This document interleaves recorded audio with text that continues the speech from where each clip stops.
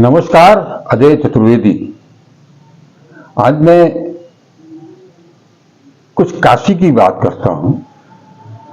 काशी निसंदेह एक धार्मिक नगरी है, आध्यात्मिक नगरी है, शैक्षिक नगरी है। पुरातन काल से धर्म, संस्कृति, शिक्षा, इसका समागम यहां होता हुआ है, होता रहा है। अगर बात करें शिक्षा की, संस्कृत शिक्षा की, तो उसके पूरे देश में दो ही स्थल थे, या तो जम्मू कश्मीर या बनारस। बनारस धार्मिक नगरी भी है, आस्था की नगरी भी है। यहां उत्तर वाहिनी गंगा भी हैं, बाबा विश्वनाथ भी हैं। ये नगरी ही बाबा विश्वनाथ की है। और अब तो जिस तरह से बाबा विश्वनाथ का दरबार भव्य और दिव्य हो गया है, उसके नाते हर दिन लाखों की संख्या में श्रद्धालु यहां अपनी श्रद्धा, अपनी आस्था लेकर के पहुंचते हैं बाबा के दरबार में। और तो और अब आज से 4 दिन के बाद समूची काशी अपने आराध्य, अपने इष्ट भगवान भोलेनाथ का वैवाहिक कार्यक्रम भी देखेंगे। यहां शिव बारात भी निकलेगी, 20 से ज्यादा शिव बारात निकलती है। यह प्रधानमंत्री नरेंद्र मोदी का संसदीय क्षेत्र भी है। इस नाते आज जिस तरह से विकास चारों तरफ फैल रहा है, वीडियो क्लिप के माध्यम से, फोटोग्राफ्स के माध्यम से देश दुनिया के कोने कोने तक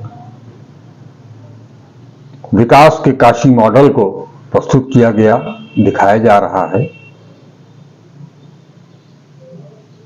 जैसा मैंने बताया कि ये विकास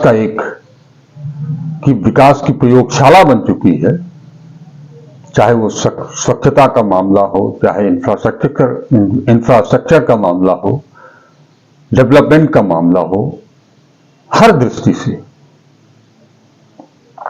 प्रधानमंत्री के निगाह में हमेशा काशी रहती है। वो बात जब भी बनारस आते हैं तभी वो अपनी काशी, हमारी काशी, मेरी काशी का ही संबोधन करते हैं।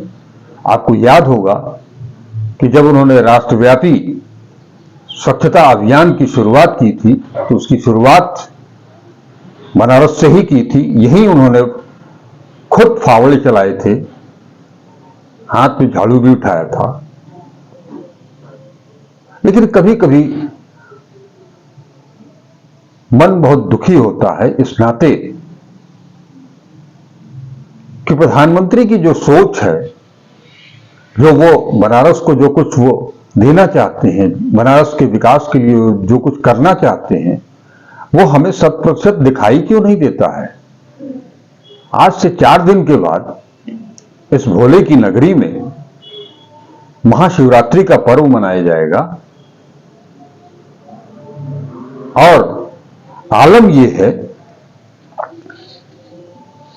कि जब आप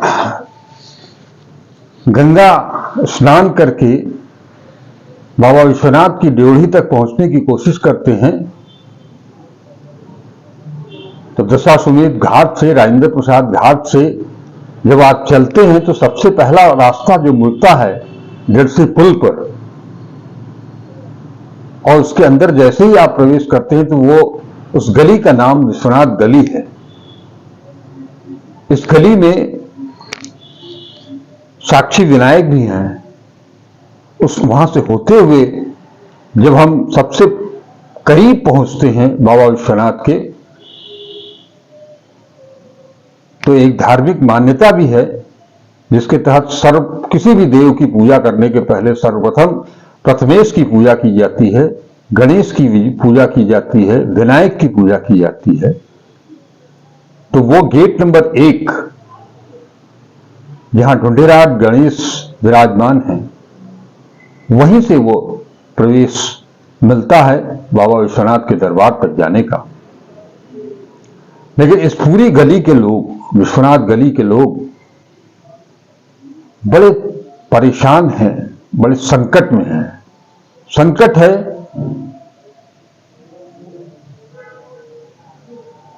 विकास तो चारों तरफ हो रहा है, दिखाई भी दे रहा है। गलियों में इंटरलॉकिंग भी हो रही है, उस रास्ते बनाए जा रहे हैं, पत्थर की पटिया बिछाई जा रही है, संगमरमर बिछाया जा रहा है, तरह तरह के नक्काशीदार पत्थर बिछाए जा रहे हैं। लेकिन बनारस की सबसे पुरानी समस्या, सीवर की समस्या, वो आज भी जस की तस बनी हुई है। ताजा उदाहरण, रविवार को सुबह भोर से साक्षी विनायक मंदिर के पास, साक्षी विनायक से लेकर के ढूंढीराज गणेश के बीच में लगातार सीवर ओवरफ्लो करने लगा। बाबा के दरबार में जो दर्शनार्थी देश के कोने कोने से आ रहे हैं, पूरे भक्तिभाव से सराबोर, उन्हें उस सीवर के पानी से होकर के गुजरना पड़ा बाबा के दरबार तक। ऐसा नहीं कि उस पर किसी काशीवासी का ध्यान नहीं गया, विश्वनाथ गली के नागरिकों का, व्यापारियों का ध्यान नहीं गया। उन्होंने बार बार नगर निगम को खटखटाया, कल विभाग को खटखटाया, लेकिन कल रविवार अवकाश का दिन था और सारे अधिकारी, सारे कर्मचारी, चाहे वो चलकल के सुपरवाइजर हो या जूनियर इंजीनियर हो, किसी ने उस पर कोई ध्यान नहीं दिया। आज के अखबारों में, समाचार पत्रों में ये खबर प्रमुखता से छपी। आपके इस चैनल से भी उस वीडियो को दिखाया गया है। मीडिया के दबाव में आने के बाद प्रशासन जागा, नगर निगम प्रशासन जागा, जलकल विभाग जागा, आनन फानन में लोग वहां कर्मचारी पहुंचे। उन्होंने सीवर ओवरफ्लो की समस्या को तो मिटा दिया, एक अस्थायी समाधान, लेकिन वहां उसके अंदर से जो कचरा निकला, जो सील्ट निकला, उसे वहीं छोड़ दिया ताकि वो आने जाने वालों की पैरों से लग करके पुनः वो उसी मैनहोल में जाएगा। और ये यहां बहुत वर्षों से हो रहा है। नतीजा, तमाम श्रद्धालु, तमाम अर्चक,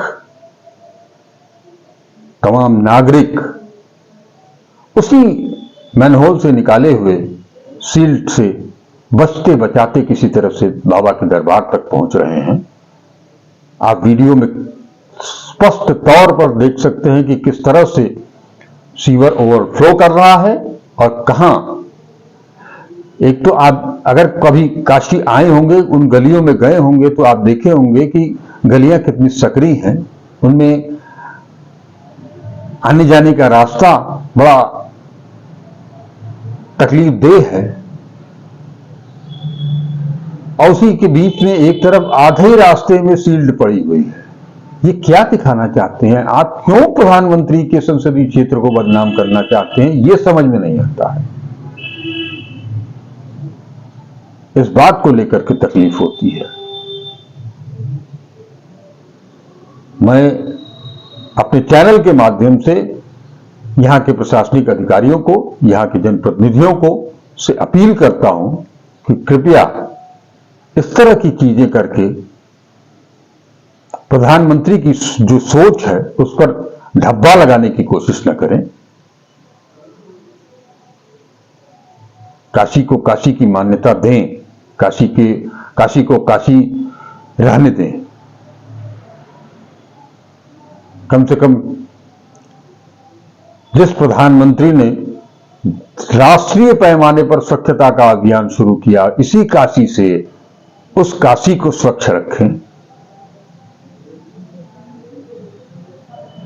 उन देवालयों तक जाने के मार्ग को तो स्वच्छ रखें। आपको याद होगा कि बहुत पहले मैंने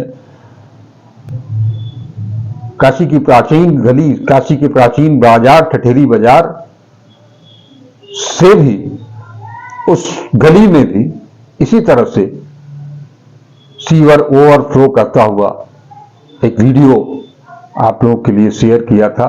वो रास्ता संगठा, मां संगठा के दरबार तक जाता है।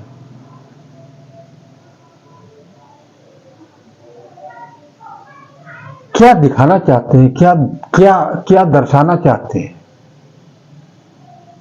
लाखों लाख जो तीर्थयात्री यहां आ रहे हैं, जो पर्यटक यहां आ रहे हैं, उनके आगे काशी की क्या छवि बनाना चाहते हैं आप लोग? इससे ज्यादा मैं कुछ कह नहीं सकता।